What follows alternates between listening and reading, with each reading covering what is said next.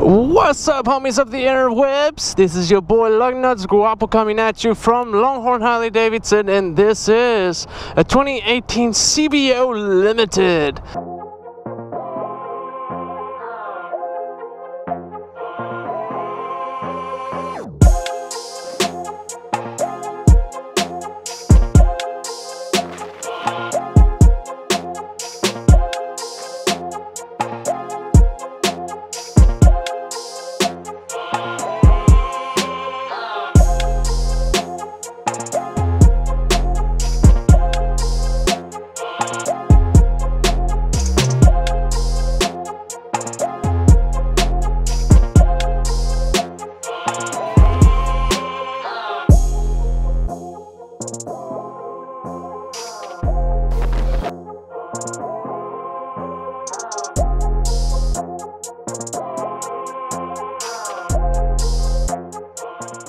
I forget what the name of this color is. It's like some fade cherry blue. So long, I forget what it is. But there was two that I recall. It was this one and the earth fade, and the earth fade actually had all the engine components blacked out as opposed to chromed out like that. This one has about 6,000 miles. The guy that traded in said it was too heavy, and his wife didn't want to ride anymore. So I get to reap the benefits, and I get to ride this thing. And just in case you're a little bit unfamiliar with them, this is the key. This is what it looks like. Got your unlock and lock, and yes, that does lock the bags and the tour pack. That's pretty cool. You got a little switchblade action over here. That's your key. Pretty cool key. And CVOs, man, if you've never been familiarized with it, I mean, everything that you can possibly get stock from factory is on this bike. Again, the bags, you can lock them with the key. You don't have to like individually like lock it, even though it does give you that option. You're gonna have heated seats, heated grips. Everything usually on CVOs is chromed out, and this is no longer the case. Obviously, a lot of people are like blacking out their bikes, and Harley finally caught on to that, and so there you have it. Pretty awesome. So now blacked out everything except the engine and of course the pipes on this one. What up, Balake? And of course the earth fade option on paint comes with a blacked out motor, and the pipes are actually have like that chrome black deal on it. But anywho, let's get cracking. This is a 117, and it is a nice This one has some Reinhardts on it, and therefore sounds pretty good. Pretty good. This one actually has a backrest. They added the backrest, and it is awesome. So I recently had someone reach out and say, hey man, you need to do some highway miles and show us some reviews on highway. Oh man, this 117 is amazing. It's just instant torque delivery, even more so than the 114. No duh, bigger motor. Oh man, this thing is incredible. It is so comfortable. You like, I mean, yeah, touring bikes are supposed to be comfortable, but the combination of the suspension, the seating position, man, this is absolutely incredible, man. So CVOs, I did a video weeks back if CVOs were worth the money or not. A lot of y'all let me know what y'all thought. Some thought it wasn't worth it, some people think it's worth it. I mean, honestly, these are just like, you buy it and you're not really doing much to them, essentially. I mean, it has stuff like, you know, tire pressure, like sensors and all that kind of stuff. Earlier, I saw a low tire pressure sensor come on, put some air in the tire, front tire, and I was good to roll. Real comfortable bike. Super comfortable. Now, I should know by now, like this area around here, but I honestly don't. So I'm trying to figure out which way I'm gonna go if I'm gonna get on the highway. I think this is I-20, maybe. Maybe I'll just catch it around the corner. All right, cool. Now that we've made that decision, millennials. I've heard that there's a growing trend that millennials are buying CVOs, not CVO, sorry, Limited. Us millennials, we can't afford that. They're buying touring bikes, the old touring bikes, early 2000s, and because they're cheap and you get a big bike for that money. Why are millennials buying touring bikes? Is because if your friends or the millennials that you know or anything like the ones that I know, they love to travel, man. Traveling is a huge part of the culture amongst millennials. Now granted, a lot of them love flying to like other countries. Other people just found that, hey, it's cheaper to ride, son. It is awesome, especially if you're doing it on a CVO. This thing is so crazy. Before I continue on my spiel with millennials, this thing, man, when we got the demo truck, when they first came out with the 117, we got an earth fade one on the demo truck, and my manager chewed me out. But I pulled this bike out on the parking lot, and this bike is what, like 850 plus 900 pounds? Yes, plus 145 of what I weigh. Popped a wheelie, nothing crazy, you know, but 1 foot off the ground. That front wheel came off 1 foot off the ground. That's how much torque this thing has. It's stupid, and it's awesome, all wrapped into this awesome bundle of this thing is crazy.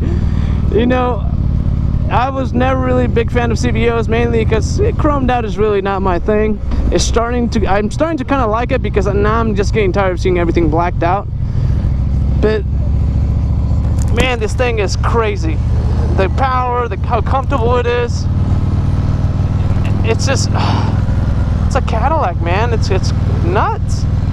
Now, going back to my spiel, basically, millennials, man, we love to travel. We don't have the budget to get something like this, but apparently millennials are buying big touring bikes because they're cheap. Now, if you get something that's like, let's see, what's the ESP? I think it's like 10 years or older, so that would make it like 2008 or 2009 and newer. If you get a touring bike around that year model, you can put an ESP, which is an extended service plan, warranty that motor, and if something there is to say about Harley customer service is that it is freaking awesome. Oh, let's see, so much construction, man, holy crap. So if you're a millennial and you want to travel, get yourself a touring bike, man. They're actually pretty dang affordable, and if you get an ESP, maintenance is not a problem. I mean, if you get a prepaid scheduled maintenance, which we have one, it is awesome. It's our VIP deal, and you get thousands of dollars off. It's what you save essentially. All right, let's do this. Some highway action, and hopefully I don't lose my GoPro that's on the fairing. All right, let me in, sir. Now, right now I'm cruising at 50. It feels like I'm going 20. All right. Woo, power! Yes! This is awesome. Now, unfortunately, it is I-20, and traffic is issue. All right, let's just get out of here. And I have no idea where I'm going, by the way. So let's just get lost, shall we? Now, millennials, like, it really, like, it makes sense. It really makes sense. How much money are you gonna spend buying, tickets to fly all over the country? You're looking, I mean, yeah, you can buy like some cheap domestic flights, but let's say that you want to go, instead of, here to Dallas to somewhere in-state. Maybe you want to go to Oregon, Minnesota, Wisconsin.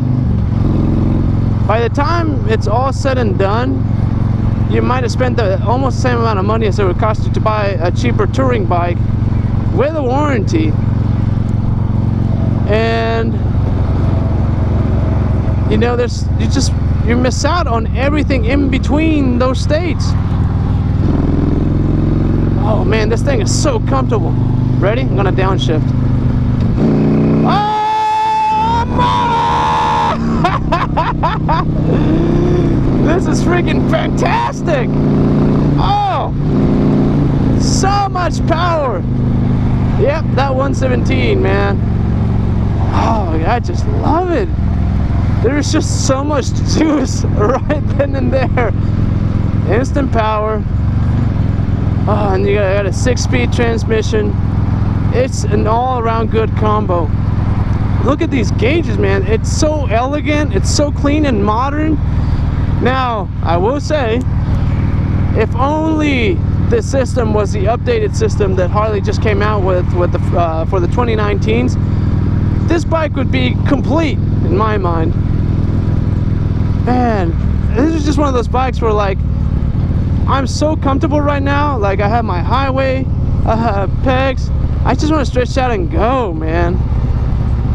On this next ride that's coming up to the Guapo 600 to Monterrey, Mexico. Oh man, this would be so comfortable for that ride.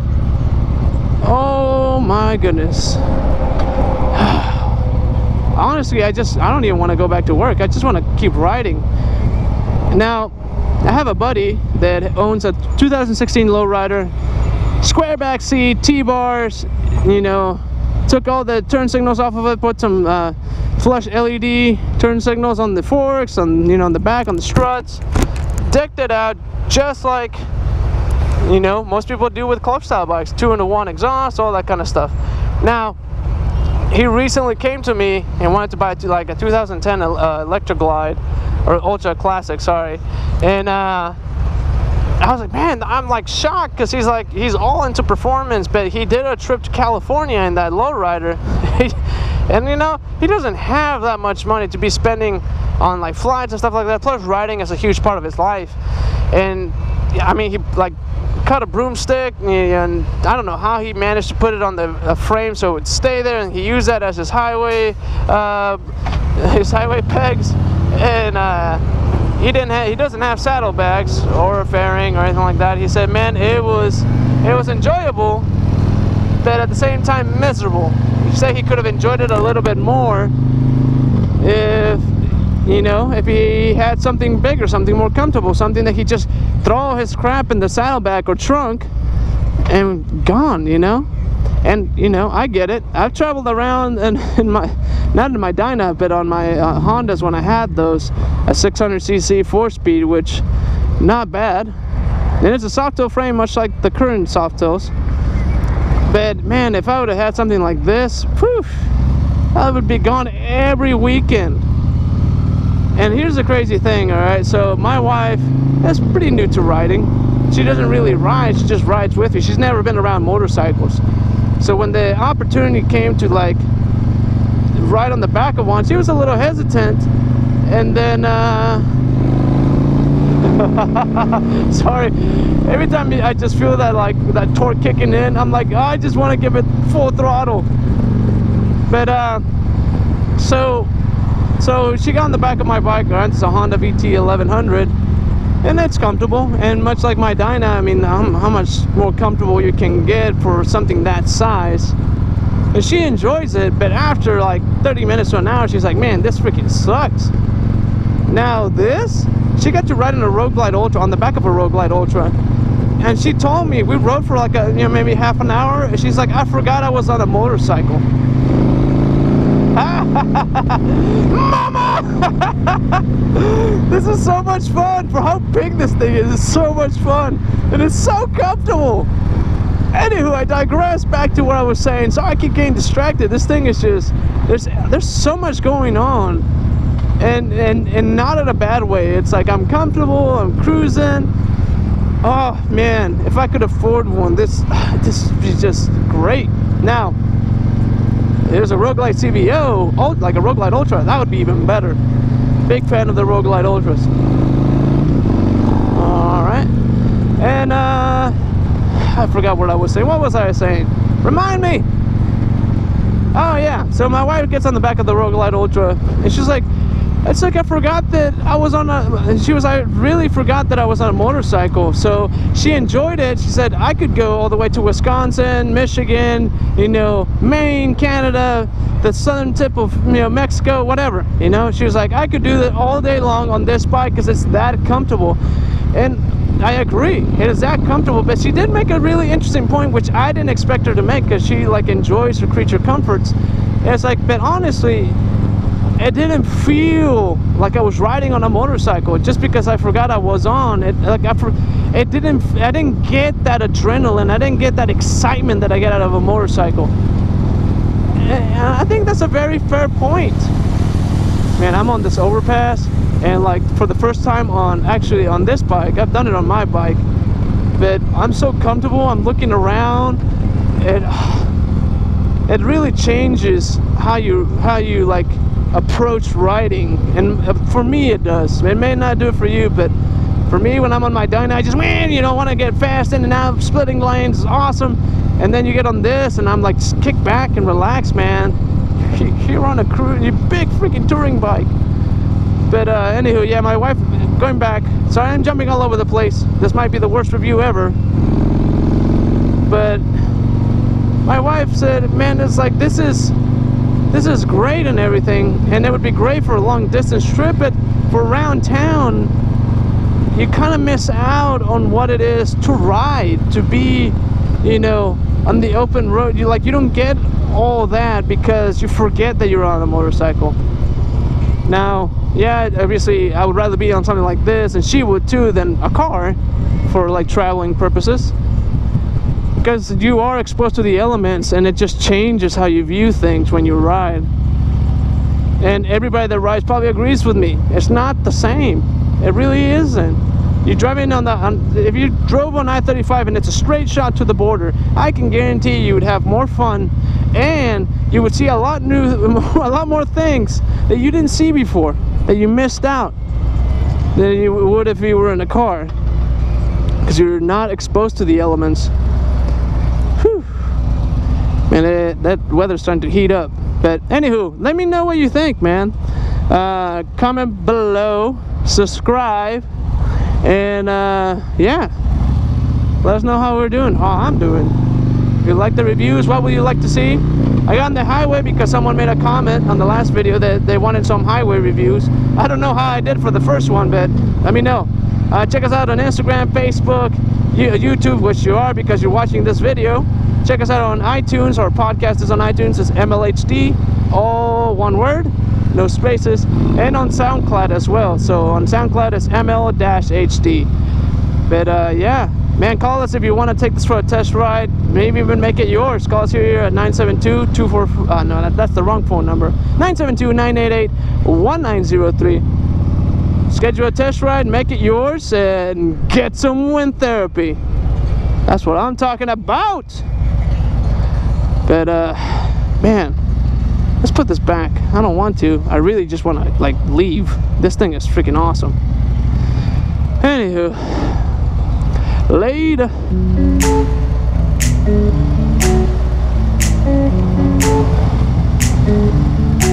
Ooh, it's nice and cool in here. No, I'm not sweating as bad. Still sweating nonetheless.